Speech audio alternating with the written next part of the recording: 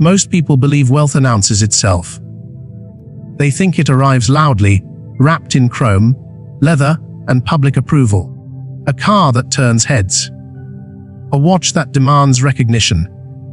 A vacation that must be documented, or it might as well not have happened. Society teaches this illusion early. If it can be seen, it must be real. That belief is useful, but not to you. It serves the system that profits from confusion. True wealth does not perform. It does not seek applause. It does not rush to prove its existence. In fact, the closer someone gets to real financial power, the quieter they become. Not out of humility, but out of efficiency. Visibility is expensive, and power avoids waste. The crowd mistakes consumption for success. They assume the man spending the most is winning. What they fail to see is that spending is often a confession, not a celebration. It reveals dependence, not dominance. The hunger for admiration is strongest where the foundation is weakest. Machiavelli understood this instinctively. Real power avoids spectacle. It consolidates, it waits. It allows others to exhaust themselves through display, while it strengthens behind closed doors. Money follows the same logic. Quiet wealth is built through actions that feel unimpressive. Saying no when yes would earn approval. Skipping what feels deserved today to secure what will be untouchable tomorrow. Choosing boredom over excitement. Discipline over drama, structure over impulse. There is no emotional payoff at the beginning. No signal that tells you you're doing it right. In fact, the early stages of wealth feel almost indistinguishable from stagnation. Your life doesn't look upgraded. Your status doesn't improve. Your peers may even outpace you, visibly. And that is where most people fail. They abandon strategy because it doesn't feel like progress. They chase visible wins because silence unsettles them. They want confirmation before commitment. The system is happy to provide that confirmation for a price. Those who grow rich in silence understand a harder truth. Feelings are unreliable indicators of power. Wealth does not announce itself with confidence. It accumulates through restraint. It rewards those who can tolerate invisibility, who can act without reassurance, who do not require validation to stay the course. This is why the truly wealthy often say they don't feel rich. They aren't lying. Their attention is on process, not perception. On positioning, not celebration. On leverage, not lifestyle. The public phase comes later, if it comes at all. Most people reverse the order. They seek the appearance of wealth first, hoping substance will follow. It rarely does. Appearances demand maintenance. Maintenance consumes capital. Capital that could have compounded quietly instead. Here is the rule: the crowd never learns. Money grows best when no one is watching. The moment you feel the urge to signal success, you stop building it and start defending an image. And images are fragile. They require constant feeding. Miss one payment, one paycheck, one favorable condition, and the illusion collapses. Quiet builders don't play that game. They understand that wealth is not a moment. It is a position. Not a feeling, but a function. Not something you experience, but something that works for you. If your financial progress feels dull, slow, even anticlimactic, you may be closer than you think. The absence of excitement is not failure, it is insulation. Power does not rush, it prepares. And those who mistake silence for stagnation will always fund the rise of those who do not. The first hidden law: whoever controls spending controls destiny. Spending is never neutral. Every dollar you release is a vote, for comfort, for approval, or for control. Most people believe spending is about enjoyment. In reality, it is about obedience. The faster money leaves your hands, the more predictable your life becomes. The crowd spends first and thinks later. They react to desire, pressure, and fatigue. They buy relief. They buy belonging. They buy the illusion of progress. And in doing so, they surrender leverage. The disciplined few understand a colder truth. Controlling spending is not about frugality. It is about dominance. Power belongs to the one who decides when money moves. Not the one who earns the most. Not the one who displays the most. The one who withholds. Living below your means is misunderstood because it looks passive. It looks small. It lacks drama. But beneath that simplicity is a structural advantage. Most people never acquire margin. Margin is not extra money. It is optionality. It is the gap between what you earn and what you consume. Invisible to spectators, decisive in outcomes, it absorbs shocks, it buys patience, it allows refusal. And the ability to say no is the first true sign of freedom. Two men can earn the same income and live in entirely different realities. One consumes everything he earns. His life looks impressive, but it is brittle. Every expense is committed. Every month is spent before it begins. He must keep performing, keep earning, keep pleasing. His lifestyle owns him. The other leaves a portion untouched, not because he lacks desire, but because he understands timing. He delays gratification not as virtue, but as strategy. That untouched portion compounds quietly while the spender works to maintain appearances. The spender believes he is enjoying life. The controller is positioning himself. This is where sacrifice is misunderstood. Restraint is not loss. It is conversion. You are trading short-term pleasure for long-term command. Converting money into leverage instead of consumption into memory. Machiavelli would recognize this immediately. Power does not exhaust itself for applause. It conserves. It waits for moments that matter. It avoids unnecessary battles and unnecessary expenses. Every wasted resource becomes a vulnerability. In modern life, this weakness appears as impulse spending. It feels harmless. It feels justified. But it trains dependence. Every impulse satisfied strengthens the habit of reaction, and reaction is the enemy of control. Those who master spending do something radical. They redefine enough not upward, but inward. Their satisfaction is not outsourced to objects. It is anchored in autonomy. They do not need to prove success, because they are building inevitability. This discipline compounds quietly. 10 years of controlled spending does more than create savings. It rewires identity. You stop needing external affirmation. You stop chasing status signals. You begin valuing durability over display. And this is where fate shifts. The person with margin can endure downturns. They can invest while others panic. They can walk away from bad deals, bad jobs, bad environments. They are not trapped by monthly obligations disguised as rewards. The person without margin must accept whatever terms are offered. Their destiny is negotiated for them by landlords, lenders, employers, and circumstance. Control spending, and you control the rate at which others can pressure you. Lose control of spending, and your life becomes reactive, no matter how high your income climbs. This is the first hidden law, because without it, no other strategy survives. Investing, risk, ambition. None of it matters if consumption leaks power faster than income can replace it. Wealth does not begin with earning more. It begins with deciding who your money serves. And until it serves you, it will rule you. The second hidden law. The long-term player always consumes the impatient. Impatience is the most expensive habit in finance, not because it looks reckless, but because it disguises itself as ambition. The impatient believe they are moving faster. In reality, they are changing direction too often to build momentum. The world rewards those who can wait, but it never advertises this truth. Patience does not sell products, courses, or hope.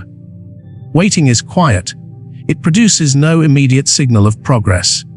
And for most people, silence is intolerable. so they chase movement instead of position. The impatient mind seeks shortcuts, quick wins, opportunities that promise time compression, stocks that double overnight, businesses that scale in months, trades that feel clever. They want proof now, even if it costs them later.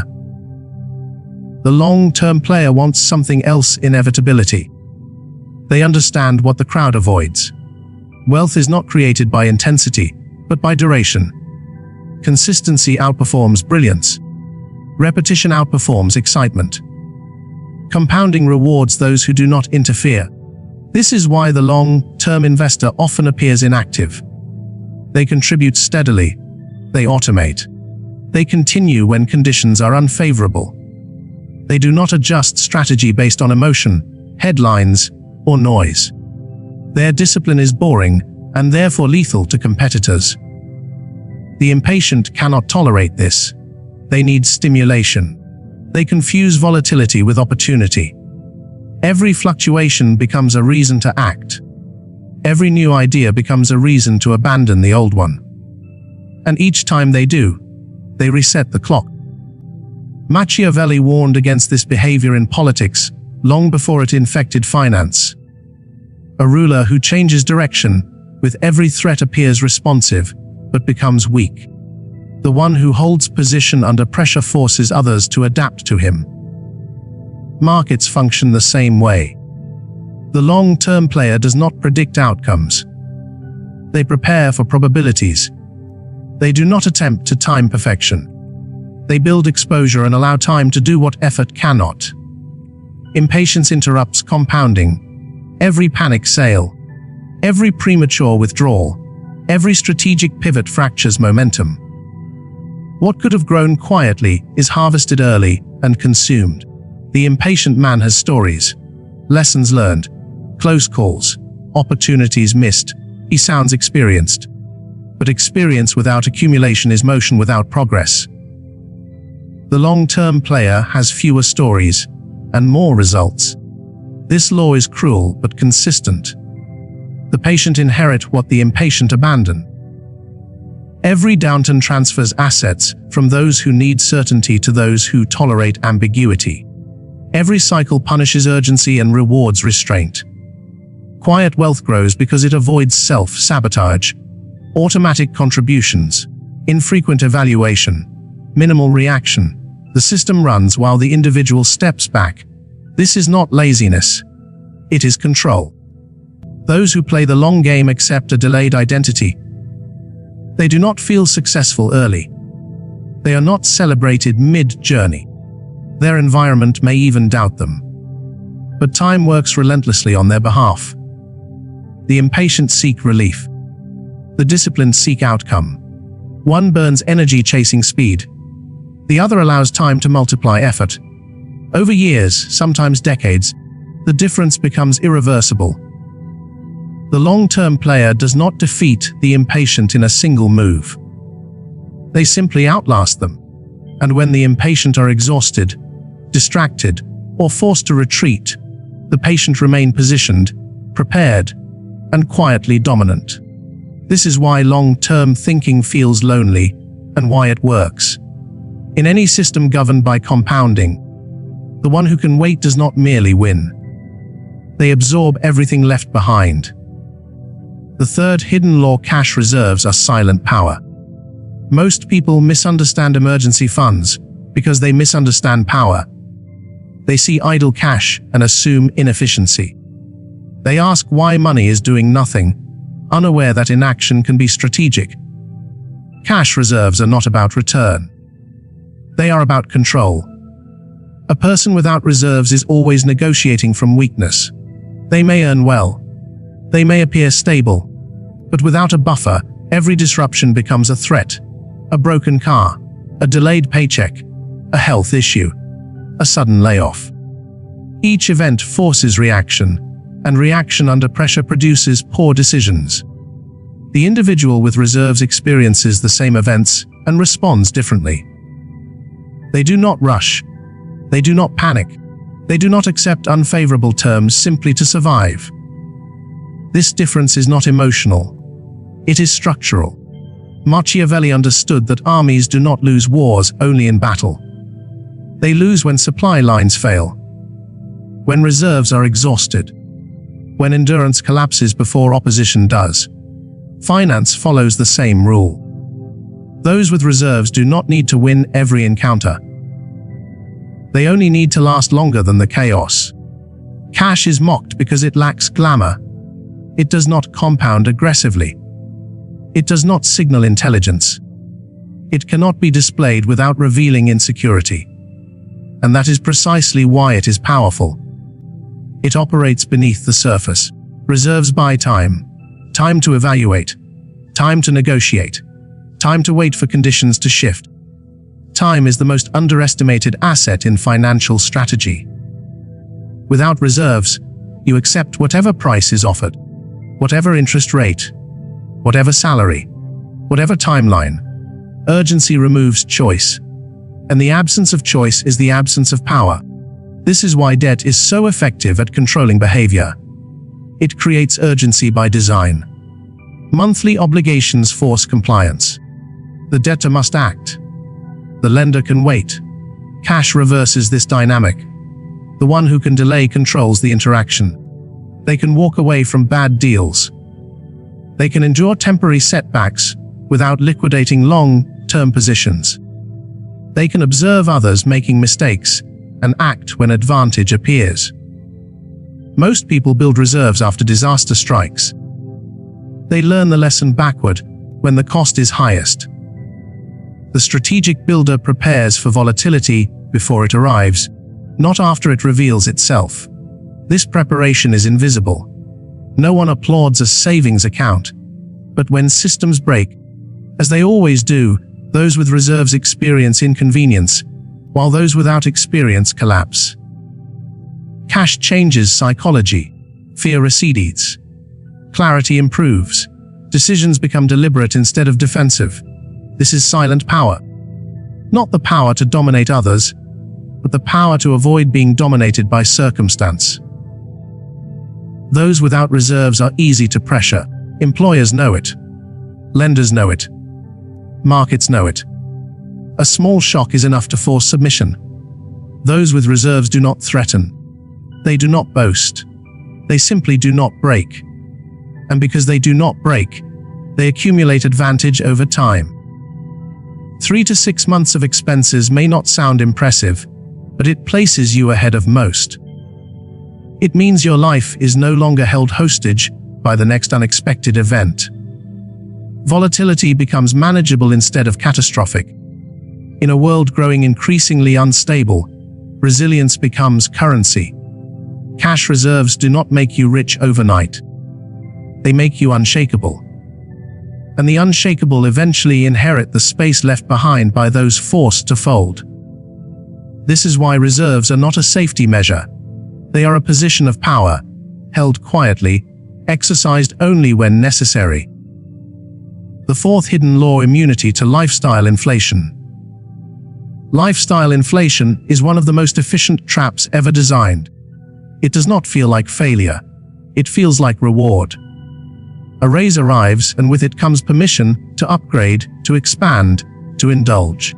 Society applauds this progression. Marketers depend on it. Employers quietly expect it. But to those who understand power, this moment is not a celebration. It is a test, and most people fail it immediately. As income rises, spending rises to meet it. Apartments grow larger. Cars grow newer. Conveniences multiply. None of these choices feel irresponsible in isolation. Together, they form a system of dependency that quietly neutralizes progress. The illusion is cruel. Externally, life looks improved. Internally, leverage remains unchanged. The disciplined individual behaves differently. They allow income to rise while keeping their baseline stable. Not from deprivation, but from calculation. They understand that every fixed expense added to life reduces future flexibility. Each upgrade is a contract with the future, one that must be honored regardless of circumstance. Machiavelli warned rulers against excess after victory. Triumph is when discipline erodes most easily. Comfort weakens vigilance. Success invites carelessness. Financial life follows the same rule. Immunity to lifestyle inflation is not about refusing pleasure. It is about controlling timing. The individual who resists upgrading as income increases is not standing still. They are redirecting force. What does not flow into consumption flows into assets, investments, and optionality. Progress continues underground. This is why those who are truly advancing often appear unchanged. Their clothing is familiar. Their habits are stable. Their lifestyle is unremarkable. But beneath the surface, capital is accumulating, quietly, relentlessly. The spender feels richer because their environment improves. The accumulator becomes richer because their position strengthens. Over time, this difference compounds brutally. Two individuals receive identical raises. One converts it into higher rent, new payments, additional obligations. The other channels it into ownership, equity systems, assets that produce without constant effort. Years later, the spender is trapped inside the life they built to feel successful. The accumulator owns structures that absorb shocks, create freedom, and reshape the future. Lifestyle inflation disguises captivity as comfort. Once your standard of living rises, it becomes the new baseline. Returning downward feels like loss, even when strategically correct. This asymmetry locks people into decisions made during moments of optimism. The immune individual understands this danger. They delay upgrades not because they cannot afford them, but because they refuse to be owned by them. This restraint creates symmetry. While others celebrate loudly and exhaust their gains, the immune widen the gap between income and obligation. That gap is power. They do not ask, "What can I buy now?" They ask, "What does this income allow me to avoid buying?" Avoidance is an underestimated strategy. Every unnecessary upgrade refused preserves future freedom. Every fixed cost avoided keeps options open. Lifestyle inflation forces constant motion just to stand still. Immunity allows stillness and lets compounding do the work. The truly dangerous individual is not the one who earns more. It is the one who earns more and needs nothing extra to maintain control. They do not look wealthy. They are becoming untouchable. And by the time others notice, the distance is no longer bridgeable. The fifth hidden law: he who does not compare cannot be led. Comparison is not a weakness. It is a weapon aimed at you. Modern society is engineered around comparison. Every platform, every advertisement, every public signal exists to provoke a single reaction: measure yourself against others, then act. The result is predictable. Desire replaces judgment. Imitation replaces strategy. Those who compare are easy to move. They act not from plan, but from proximity. What others display becomes the reference point. What others acquire becomes the standard. Slowly, without realizing it, their financial decisions stop being their own. Escaping comparison is escaping manipulation. This does not require moral superiority or affirmations. It requires clarity. The disciplined individual understands a brutal truth: most visible wealth is borrowed, temporary, or strategically misleading. Public success is often staged. Private stability is not. Machiavelli warned that appearances are tools. The ruler who appears powerful may not be. The ruler who is powerful rarely needs to appear so. In finance, those who broadcast success are often compensating for fragility beneath the surface. The comparer assumes visibility equals reality. The strategist assumes visibility equals incentive. Once this distinction is internalized, envy loses its grip. A new car no longer triggers urgency. A luxury trip no longer feels like judgment. You recognize performance for what it is: someone else's choice, funded by unknown trade-offs. When comparison ends, reaction ends. And when reaction ends, control returns. Decisions are no longer made to keep up. They are made to move forward. The non-comparer builds from an internal map. Goals are personal. Timelines are private. Progress is measured in position, not applause. This makes them immune to the three forces that keep most people financially weak: marketing, peer pressure, and fear of missing out. Marketing loses power when status signaling no longer motivates you. Peer pressure collapses when identity is not outsourced. FOMO evaporates when you realize most opportunities are designed to benefit someone else. The comparer is always late. They buy after hype peaks. They upgrade when obligation is highest. They believe they are choosing freely. They are responding to cues.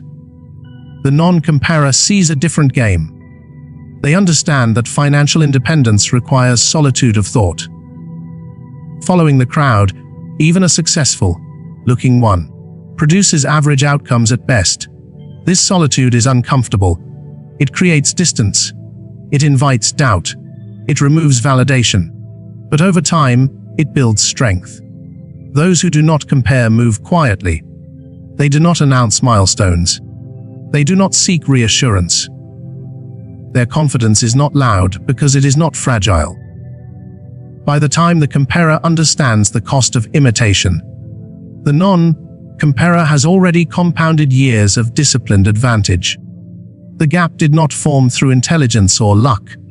It formed through restraint. In every era, those who control the narrative control behavior. Those who step outside the narrative control themselves. To stop comparing is not to disengage from the world. It is to refuse to be steered by it. And once you cannot be steered, you cannot be exploited. That is why the one who does not compare eventually wins, without ever appearing to compete. The sixth hidden law: when money becomes background noise. When money dominates thought, it controls behavior. Every decision becomes calculation. Every choice feels constrained. Life collapses into trade, offs measured in dollars and anxiety. This is not moral failure. It is structural weakness.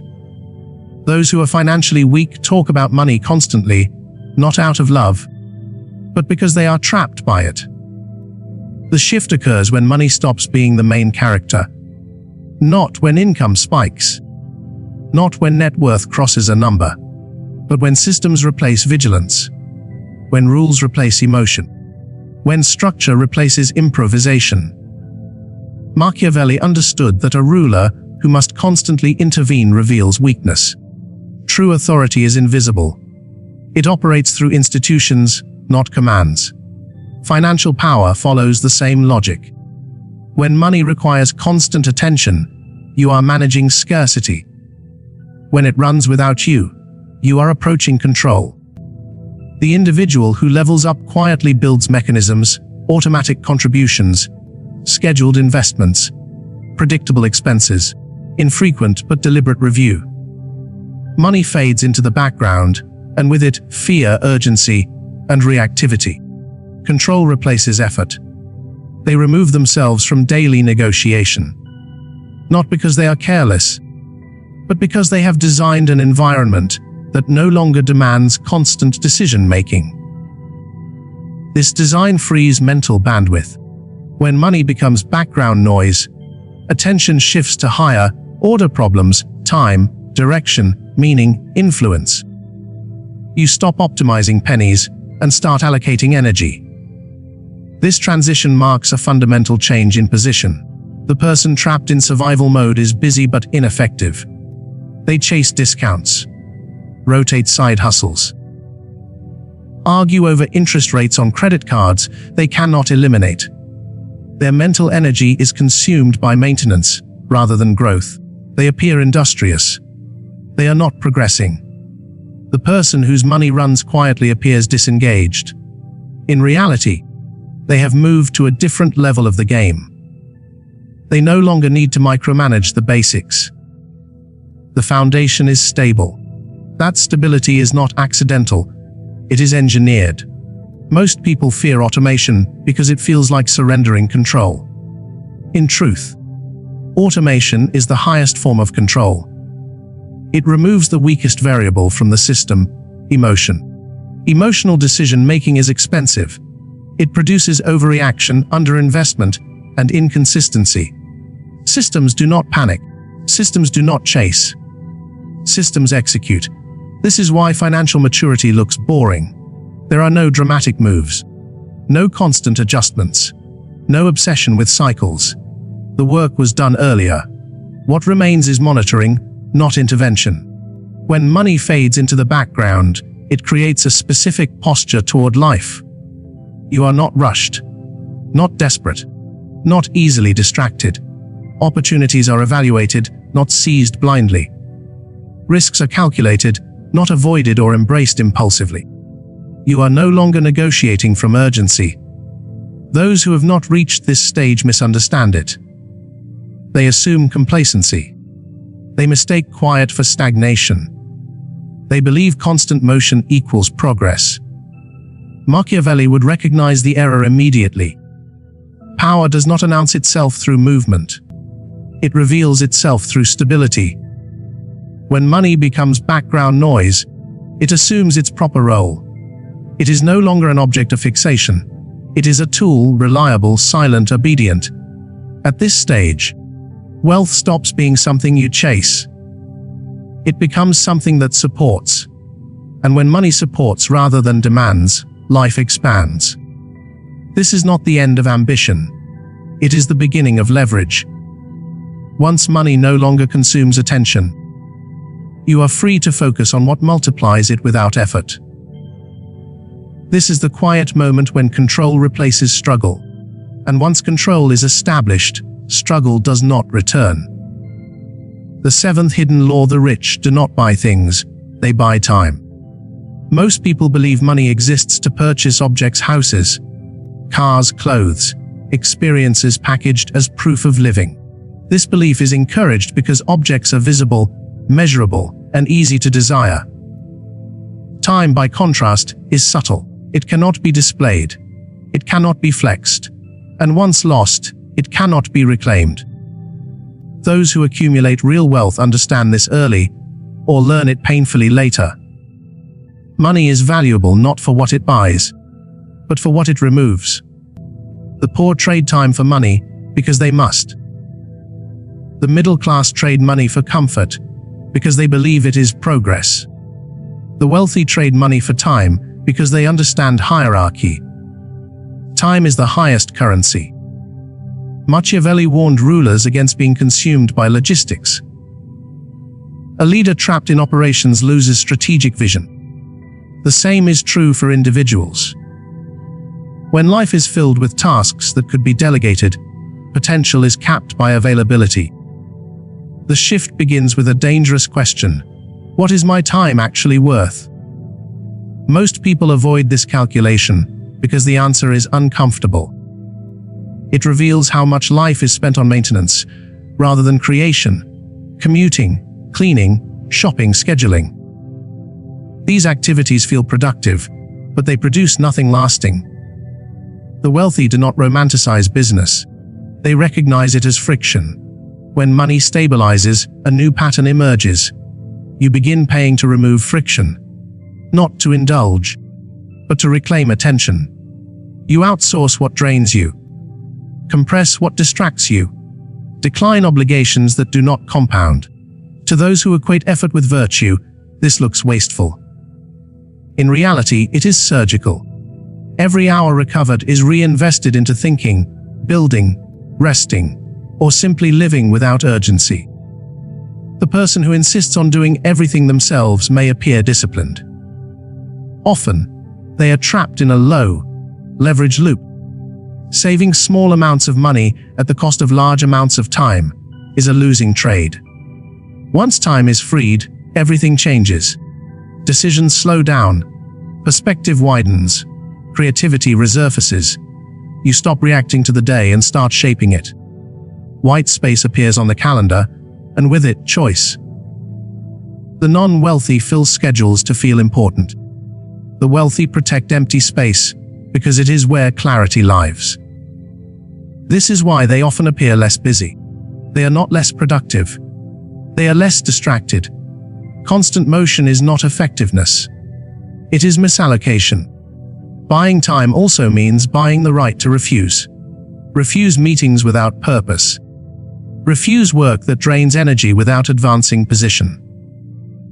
Refuse urgency created by others' lack of planning. The ability to refuse is one of the clearest signals of power. Those without time cannot say no. Their calendar decides for them. Availability is consumed before intention enters the equation. Those who reclaim time are harder to pressure, harder to rush, harder to manipulate. They do not need to appear busy to feel valuable. They understand something fundamental. Life expands to fill the time you protect, not the things you acquire. Objects decay. Experiences fade. Time, when invested deliberately, multiplies. This is why the wealthy do not chase deals. They chase alignment. They do not optimize for savings. They optimize for freedom. Money spent on time is never wasted. It compounds silently through better decisions, deeper focus, and a life lived deliberately rather than defensively. In the end, wealth is not measured by what you own. It is measured by how much of your day truly belongs to you. The eighth hidden law.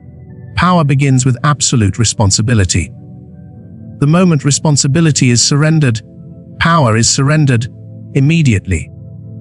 Most people do not fail financially due to lack of opportunity. They fail because they outsource agency. They explain their position instead of changing it. They narrate constraints until those constraints become identity. This is not ignorance, it is comfort. Blame soothes. Responsibility is cold. Machiavelli understood this clearly. A ruler who explains weakness loses authority. A ruler who adapts within constraints retains it. Circumstances are never fair. Power does not negotiate with fairness. It operates on control. Absolute responsibility is not optimism. It is not denial. It is the refusal to allow reality to excuse inaction. Those quietly building wealth change language before they change balance sheets. They stop saying, "I can't afford that." They say, "That is not a priority." This distinction is not semantic. It is positional. I can't places authority outside the self. Not a priority reclaims it. One frames victimhood. The other asserts allocation. The responsible individual acknowledges constraints and works within them ruthlessly. High cost of living optimize housing. Low income increase skill or leverage. Debt, restructure and pause expansion. No drama. No justification. No public complaint. They do not wait for conditions to improve. They improve positioning so conditions matter less. Those who avoid responsibility collect reasons: the economy, the system, timing, upbringing, location, generation. None are false. All are irrelevant to outcome. Reality does not reward accurate explanations. It rewards effective behavior. Machiavelli warned that leaders who rely on excuses invite overthrow. In personal finance, excuses invite stagnation. Each justification delays action. Each delay compounds disadvantage. The responsible individual does not moralize choices. They do not claim entitlement to comfort. They act. They choose cheaper options without resentment. Delay upgrades without self-pity. Accept temporary discomfort as strategy, not identity. They understand dignity does not come from consumption. It comes from control. This mindset compounds faster than money. Once responsibility is absolute, decision-making sharpens. Impulse loses leverage. Friction loses power. Waiting for permission ends. You see clearly what can be changed and what must be endured. Endurance is underrated power. Those who endure without seeking validation outlast those who seek sympathy. Over time, endurance becomes advantage. Advantage becomes leverage. This is why responsibility is feared. It removes excuses, removes sympathy, removes the option to remain unchanged. But it grants something greater: authorship. You become the author of your financial reality. Not instantly, not comfortably, but irreversibly.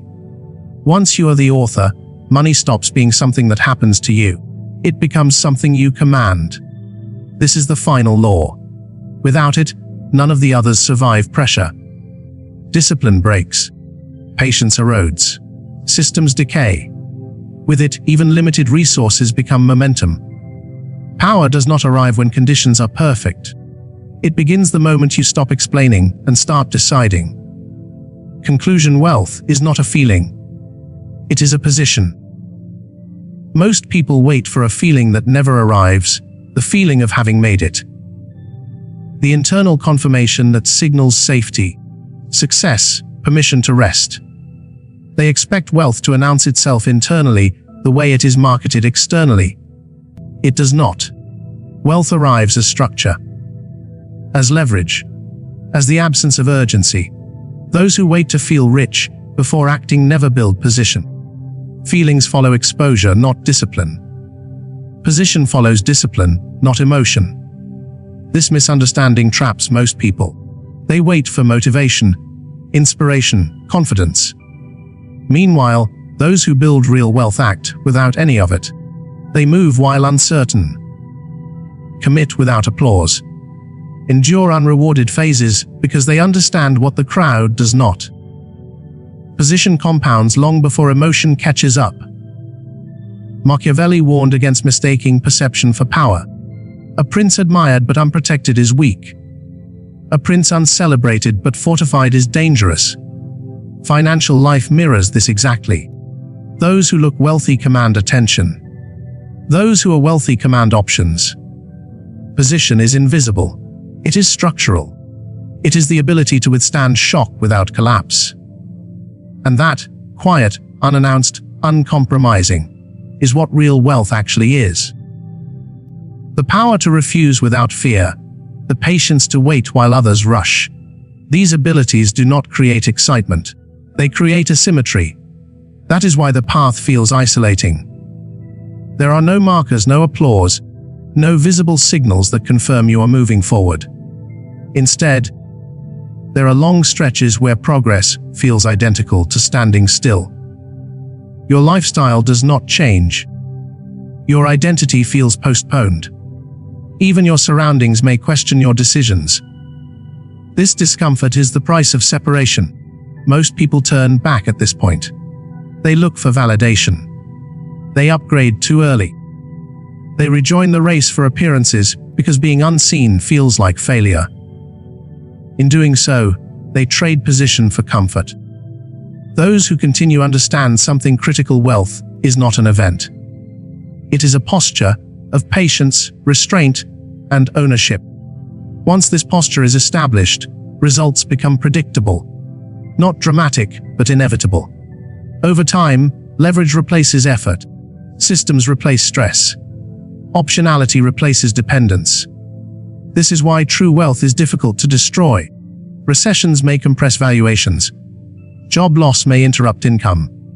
Markets may swing violently. But position, when built correctly, absorbs shock instead of magnifying it. Those who build on emotion collapse under pressure. Those who build position adapt. Quiet wealth survives because it never required attention to function. It was never dependent on approval, trends, or favorable conditions. It was designed to endure. If your progress feels slow, unnoticed, or anticlimactic, you may be exactly where you need to be.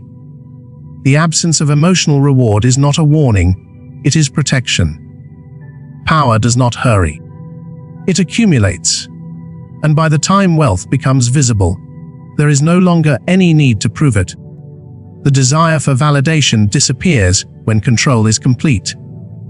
In the end, the wealthiest individuals are not those who feel rich. They are those who are untouchable, not because they possess more, but because they require less, owe nothing, and decide for themselves. Wealth is not a feeling you arrive at. It is a position you quietly occupy long before anyone notices.